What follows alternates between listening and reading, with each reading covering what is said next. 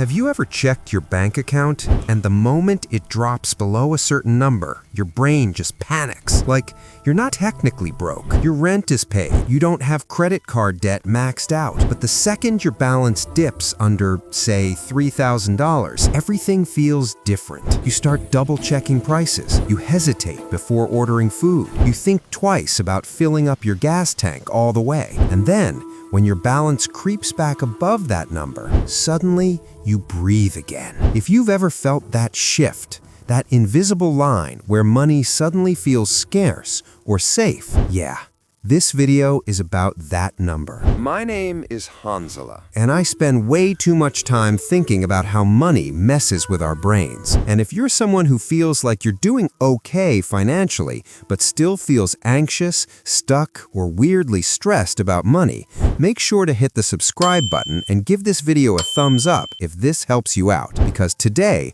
we're talking about the $3,000 threshold, why it quietly changes how you think about money, why it's not random, and why getting past it mentally matters just as much as getting past it financially. Here's the thing most people don't realize. Most people think their money stress comes from not earning enough, but in reality, a huge chunk of financial anxiety comes from how much margin you have, how much space exists between you and something going wrong. And for a massive number of people, that margin sits right around $3,000. Not zero, not six figures, not retirement. $3,000. Why $3,000 feels so different? Now look, $3,000 is not a magic number in any textbook. You won't find it in a finance class. No economist is walking around saying, "Ah, yes, the sacred $3,000. But psychologically, it shows up everywhere. According to the Federal Reserve Survey of Household Economics, roughly 37% of Americans can't cover a $400 emergency without borrowing or selling something. But here's the part people miss. Once people can cover that $400, the next emotional hurdle isn't $10,000, it's a few $1,000s. Because $3,000 roughly represents 1 month of rent or mortgage, a major car repair, a medical bill, a job interruption buffer. In other words, it's the amount where life stops feeling fragile, the shift you feel but can't explain. Here's what happens below $3,000. You operate in reactive mode. You're not planning, you're responding. Your brain is constantly running background calculations like, what if something breaks? What if I lose hours at work? What if something unexpected happens? That constant low-grade stress burns mental energy. And this is where it gets really interesting. Scarcity literally makes you worse at money.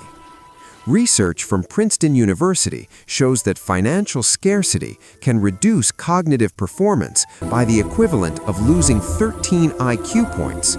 That's the same effect as being up all night.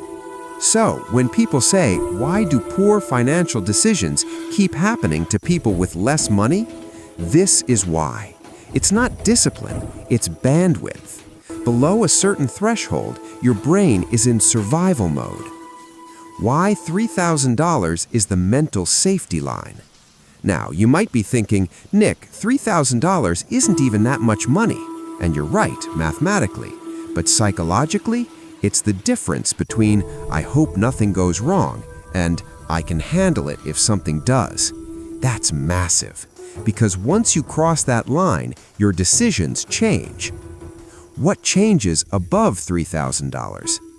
Above this threshold, people stop checking their bank app constantly, start thinking in weeks and months instead of days, become less emotionally reactive to small expenses, and take smarter risks like investing or skill building. Not because they're suddenly better with money, but because their brain finally has room to think. A simple math example. Let's say you make $3,000 after tax. If your account balance is $800, a $300 expense is a crisis. A $1,000 problem is catastrophic. But at $3,500, a $300 expense is annoying. A $1,000 problem is manageable. Same income, same expenses, different psychology. The biggest lie people believe. Here's the lie. Once I make more money, I'll feel better about money.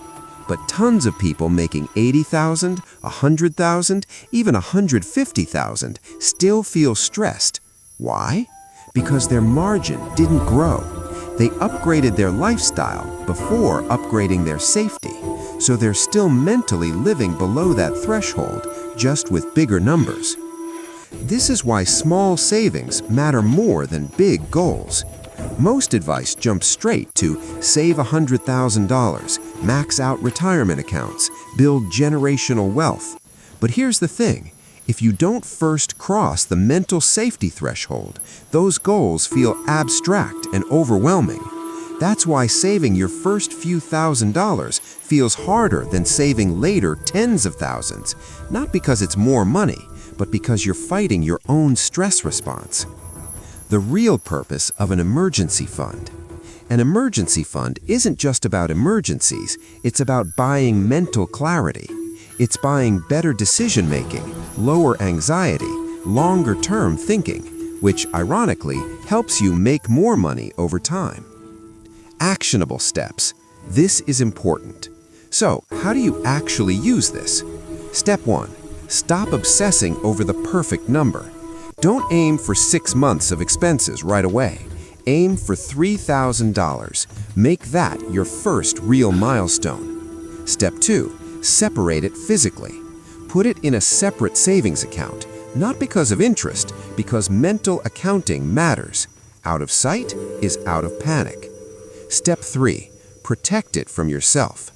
This isn't a fun money buffer. This is life happens money.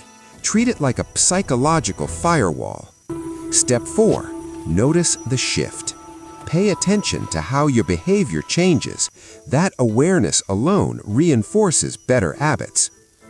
Here's what most people don't realize again. The goal isn't to feel rich. The goal is to stop feeling fragile. And fragility disappears much earlier than people think.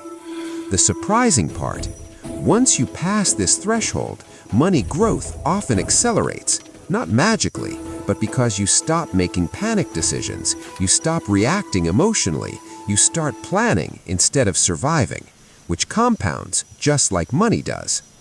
Final thought. Look, if you're sitting there thinking, wow, this explains exactly how I feel about money, you're not broken, you're not bad with money, you're just operating below your mental safety line. And once you cross it, everything changes, quietly, subtly, but permanently. Call to action. If this video helped you see money differently, give it a thumbs up. It really helps the channel. And if you want more videos about the psychology of money, invisible financial rules, and the mistakes no one warns you about, hit subscribe.